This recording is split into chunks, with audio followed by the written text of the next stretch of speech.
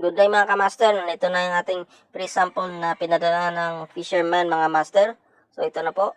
Ang ganda-ganda nito master. So tingnan na natin mga master. Buksan na natin. Yan mga master. Ito na.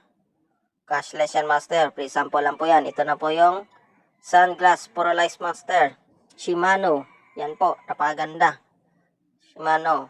Pang fishing item to master. Pwede mo gamitin sa pagpipishing. Nakikita at malinaw ang isda master sa paligid mo, di ka masilaw po sa liwanag ng araw master. Yan po, ito po, maganda po yan, napakaganda po master. Ito po yung kulay na pinili ko master dahil gusto ko po itong kulay nito master. So yan po, from Fisherman master. Yan.